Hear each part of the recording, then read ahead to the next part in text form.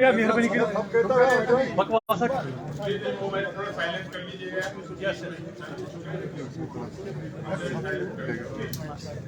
थोड़ा फक्त थोड़ा सबसे पहले आप सबको साइड फ्रेम गुड आफ्टरनून, आदाब, नमस्कार। शॉर्ट नोटिस पे आप लोग आए, आप लोगों का बहुत बहुत धन्यवाद। जैसा आप जानते हैं, प्रॉपर्टी टैक्स को लेके लोगों के मन में बहुत सारी शंकाएं कुछ है, तो हम क्लैरिफाई करने के लिए आप लोगों के माध्यम से हम लोगों को बताना चाहते हैं कि प्रॉपर्टी टैक्स एक्चुअल में है क्या और कितना लगने वाला है। बहुत से लोग एक तो सबसे पहले ये समझते हैं, जब हम बात करते हैं किसी भी कानून की, किसी भी चीज की, मुझे याद है आप लोगों में से कुछ लोगों ने पूछा था कि साहब जब आप एंक्रोचमेंट हटाते हो तो जो ये जैसे और देशों में होता है, आप हमारे यहाँ क्यों नहीं करते हो, रेगुलराइज क्यों नहीं करते, सो एंड सो फोर्थ।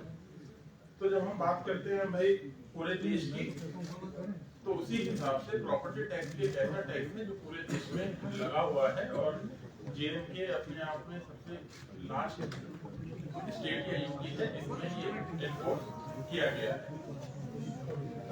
किसी भी म्यूनिसिपैलिटी की आय का एक मुख्य साधन जो है प्रॉपर्टी टैक्स होता है।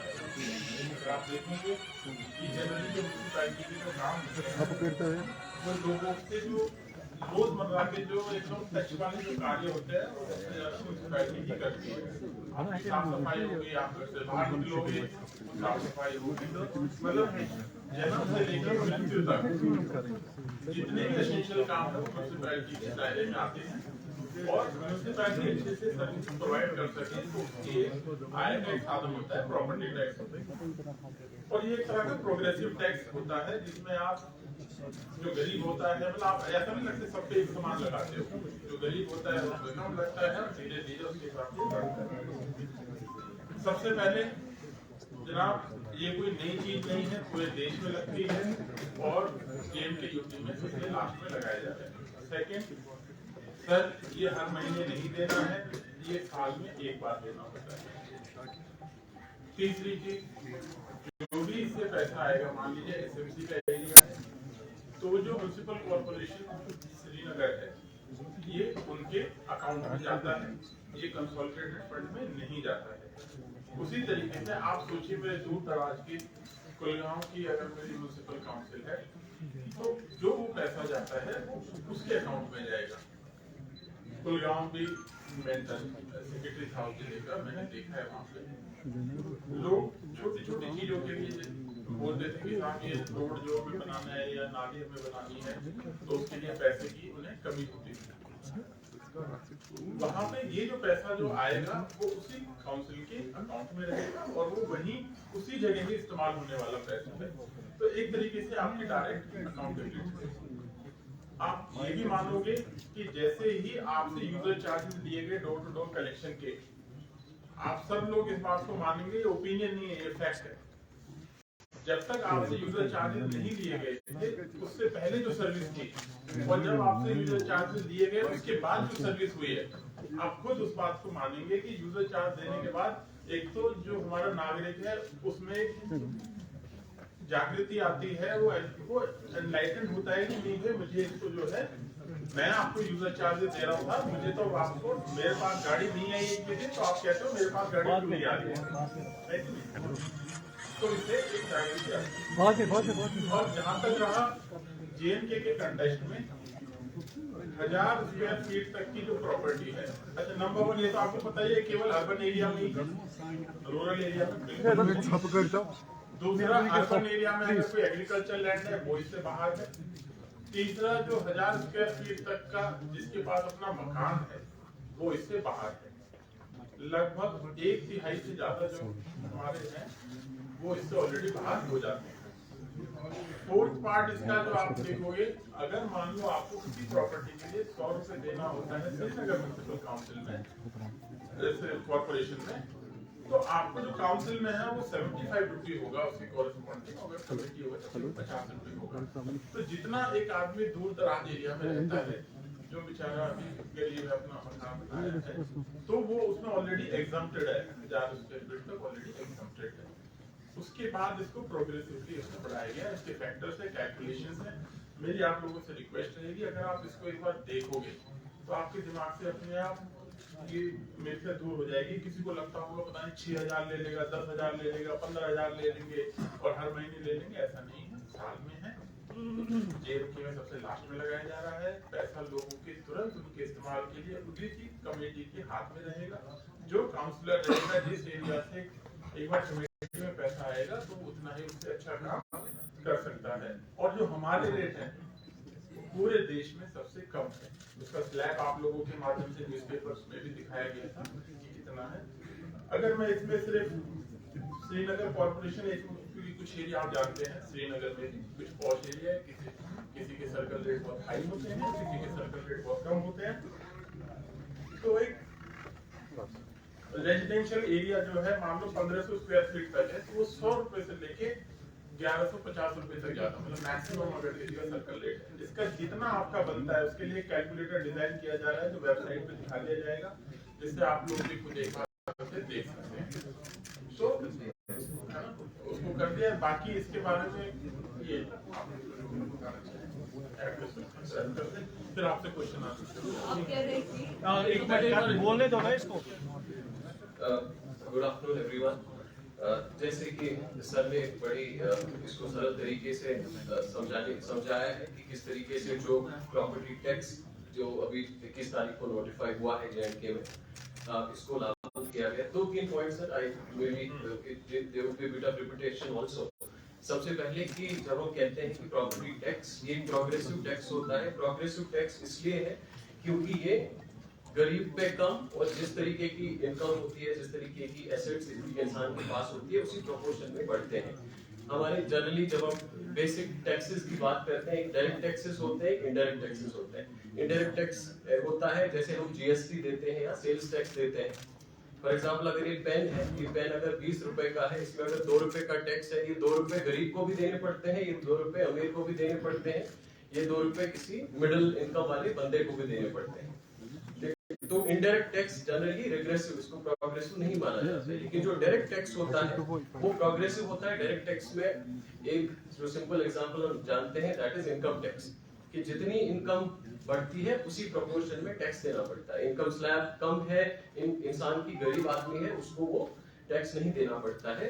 इसी तरह से जो प्रॉपर्टी टैक्स है, ये प्रॉपर्टी टैक्स भी एक डायरेक्ट टैक्स है और प्रोग्रेसिव टैक्स है, क्योंकि जिसकी कम एसेट्स है, जिसकी कम प्रॉपर्टी है, वो या तो एग्जम्प्टेड होता है या बहुत कम रेट होती है। और जो ही आपकी जो एसेट्स का साइज, एसेट्स का क्वांटम बढ़ता है, तो प्रॉपर्टी टैक्स भी प्रोपोर्शनेटली बढ़ता है। इसलिए ये प्रोग्रेसिव होता है। एक डिस्ट्रीब्यूटिव जस्टिस भी इसको माना जाता है कि जो हमारे समाज में, हमारी सोसाइटी में, देश में बड़े एसेट वाले जो हमारे होल्डर्स होते हैं, उनका टैक्स गरीब के लिए, उस गरीब के आसपास की डेवलपमेंट के लिए यूज होता है। So that was the first point जो सर ने भी अच्छे से समझाया है। दूसरा पॉइंट जो बहुत अहम है, वो ये अहम है कि फॉर एग्जांपल अगर कोई GST अभी इकट्ठा होता है तो ये कंसोलिडेटेड फंड में चला जाता है। फिर वहां से थ्रू फाइनेंशियल जो जिस तरीके से बजटिंग होती है, फाइनेंशियल बिल्स होती है, उसके हिसाब से एलोकेट होता है। ये जो प्रॉपर्टी टैक्स है, ये property tax urban local body अपने एरिया में खुद इकट्ठा करती है और इसके बाद इसको खर्चा करने का भी अधिकार उसी अर्बन लोकल बॉडी को होता है। इसका मतलब श्रीनगर में जो भी इकट्ठा होगा वो श्रीनगर म्युनिसिपल कॉर्पोरेशन के ही अकाउंट में जाएगा और इसका खर्चा, इसको किस तरीके से खर्च करना है, इसको किस तरीके से जो है स्पेंड करना है, कौन सी डेवलपमेंट कामों में करना है, that would be decided by Srinagar municipal corporation only. इसी तरीके से छोटी कोई म्युनिसिपल काउंसिल है, म्युनिसिपल कमिटी है, वहां पे जो इसमें कलेक्ट होता है, that would again it will not go to government, UT government को नहीं जाएगा, सेंट्रल गवर्नमेंट को नहीं जाएगा, ना ही एक यूएलबी से दूसरे यूएलबी में जाएगा। इसका मतलब जो प्रॉपर्टी टैक्स श्रीनगर में इकट्ठा होगा, ये जम्मू में स्पेंड नहीं होगा, ये अनंतनाग की म्युनिसिपल कमेटी में स्पेंड नहीं होगा। इसी तरीके से जो अनंतनाग म्युनिसिपल टाउन में म्युनिसिपल कमेटी जो इकट्ठा करेगी, म्युनिसिपल काउंसिल जो इकट्ठा करेगी, वो सिर्फ अनंतनाग में ही खर्चा होगा। इससे क्या होता है कि लोकल जो म्युनिसिपल बॉडीज होती है, म्युनिसिपल कॉर्पोरेशंस होती है, उनका रिसोर्स बढ़ता है और इन्हीं कामों से, इसी पैसे से फिर वो लोकली अपनी प्रायोरिटीज को सेट करते हैं, डेवलपमेंट करते हैं। अभी अगर हम श्रीनगर की बात करें, हम लोग हार्डली 10%, 12% अपने खर्चे को इकट्ठा कर पाते हैं through our resources, through our different means. But जब खर्चे की बात करते हैं, चाहे हमें सैनिटेशन की बात हो, सैनिटेशन वर्कर्स को लगाने की बात हो, गाड़ियों को लगाने की बात हो, रूम्स की बात हो, यूनिफॉर्म की बात हो, इसी तरीके से विंटर में स्नो क्लियर करना है, स्नो क्लियरेंस के मशीनरी की का खर्चा हो, फ्यूल का खर्चा हो, हमारे स्टाफ का खर्चा हो, कहीं ड्रेन्स बनानी है, कहीं इस समय हम लोगों ने रिसेंटली श्रीनगर में ड्रेनेज मास्टर प्लान बनाया था सर। लगभग हमारे यहाँ अभी 1000 किलोमीटर का ड्रेनेज नेटवर्क है और 1500-1600 किलोमीटर का ड्रेनेज नेटवर्क की और जरूरत है सर। पिछले साल जो 74th अमेंडमेंट में हमारे यहाँ जो है श्रीनगर के रोड्स ट्रांसफर हुए, लगभग हमारे पास 2200 किलोमीटर ऐसे रोड्स हैं जिन पे मैक्सिमाइज करने की जरूरत होती है, जिनको जो मोटरेबल जरूरत है। पूरे अगर हम गलियों की बात करें, लगभग हमारे पास 7000-7500 लेन्स बाई लेन्स है। तो जो ये पैसा है, जो भी ये रिसोर्स है, ये इसी काम में, इसी पब्लिक सर्विस के लिए यूज होगा। बाकी भी अक्रॉस द कंट्री जितने भी म्युनिसिपल बॉडीज हैं, चाहे बड़े को अगर हम बीएमसी या अहमदाबाद या बैंगलोर म्युनिसिपल कॉर्पोरेशन को भी छोटे, जो छोटी या हमारी जो लेवल की या हमारे टाइप की इकोनॉमिकली या जियोग्राफिकली जो हमारी इक्वली सिमिलरली प्लेस सिटीज हैं या टाउन्स हैं, वहां पे भी सबसे बड़ा मेजर जो एक इनकम का सोर्स होता है वो ये प्रॉपर्टी टैक्स होता है। और एक जो बहुत अहम जो जेएंडके में जो प्रॉपर्टी टैक्स नोटिफाई हुआ है, इसमें एक सबसे बड़ी चीज ये हुई है कि जो एक मॉडल है, वेरी सिंपल मॉडल। दूसरा, इसमें जो रेट्स लगाई गई हैं वो बेहद ही कम रेट्स हैं, काफी लो रेट्स पे जो है इंट्रोड्यूस किया गया है। जैसे सर ने भी बताया, इसमें जो हमारे गरीब तबका होता है, जिसमें अक्सर 1000 वर्ग मीटर स्क्वायर फीट से कम, जो 1000 स्क्वायर फीट से कम जो एरिया होता है, उनको एग्जम्प्ट किया गया है। इसके बाद चाहे 1000 से 1500 है, 1500 से 2000 है, उन सब की भी स्लैब्स बनाई गई है। स्लैब्स इस तरीके से बनाई गई है कि वो मॉडरेटली इंक्रीज होता है, एकदम से जंप नहीं करता है। दूसरा, जब हम ये इनफैक्ट आज जो हमने ये मीटिंग रखी थी, इसलिए रखी थी कि हमने एक डिटेल प्रेजेंटेशन भी बना के रखी है ताकि हम सबको के साथ डिस्कस भी करें किस तरीके से कैलकुलेट करना है, कितना आसान है कैलकुलेट करना। और कोई कहता है कि जी मेरा 5 लाख लग रहा है, 4 लाख लग रहा है, जो कि सही बिल्कुल भी नहीं है। इनफैक्ट हम लोगों ने आज पेन और पेपर भी सर यहाँ पे रखे हुए हैं कि इसके बाद विल डू दिस एक्सरसाइज, जैसे हम लोग 8th 9th में मैथ का क्वेश्चन करते थे, इसी तरीके से करेंगे कि ये जो हमारा कैलकुलेट जब हम करते हैं, जो ये प्रॉपर्टी टैक्स है, this is multiplication of 9 factors, 9 factors का मल्टीप्लिकेशन से एक वैल्यू आता है जिसको हम टैक्सेबल एनुअल वैल्यू कहते हैं। उस टैक्सेबल एनुअल वैल्यू का 5% रेजिडेंशियल पे है और 6% जो नॉन रेजिडेंशियल पे है। कैलकुलेट करने की प्रोसेस भी बड़ी सिंपल है। इसका एक बेसिक वैल्यू जिस पे एंकर किया गया है वो हमारी सर्कल रेट है। सर्कल रेट जो हर साल जो नोटिफाई होती है हर डिस्ट्रिक्ट में, वो कमर्शियल रेजिडेंशियल के बेसिस पे, उस सर्कल रेट से या उस स्टैंप ड्यूटी रेट से हम एक लैंड वैल्यू फैक्टर ले लेते हैं। फॉर एग्जांपल, अगर किसी जगह का 60 लाख रुपए है सर्कल रेट, उसमें से हम 6 हम लेते हैं लैंड वैल्यू फैक्टर। किसी जगह पे अगर 1 करोड़ है सर्कल रेट, तो हम 10 ले लेते हैं लैंड वैल्यू फैक्टर। किसी जगह पे अगर 5 लाख है सर्कल रेट, तो 0.5 is the land value factor जो हम लेते हैं। उसको फिर मल्टीप्लाई करते हैं अलग अलग फैक्टर से, जिसमें यूजेज फैक्टर है, ये रेजिडेंशियल है या कमर्शियल है, किस तरीके का कमर्शियल है। ये इसका एज फैक्टर एक और फैक्टर है कि जितनी पुरानी बिल्डिंग है उतना उस पे कम जो है टैक्स लगता है, उस तरीके से वो फैक्टर रखा गया है। एक फ्लोर फैक्टर रखा गया है कि फ्लोर वाइज किस तरीके से, जैसे फ्लोर फैक्टर अगर कमर्शियल में ग्राउंड फ्लोर पे 1 लगता है, हमारी फर्स्ट फ्लोर पे 0.9 लगता है, सेकंड फ्लोर पे 0.8 लगता है। जितना ऊपर के फ्लोर्स होते हैं उनमें ये रेट ऑटोमेटिकली और कम चली जाती है। एज के बेसिस पे जैसे अभी बता दिया कि एक और फैक्टर है कंस्ट्रक्शन टाइप का फैक्टर, कि अगर एक आरसीसी स्ट्रक्चर है तो उस पे मैक्सिमम फैक्टर 1 है।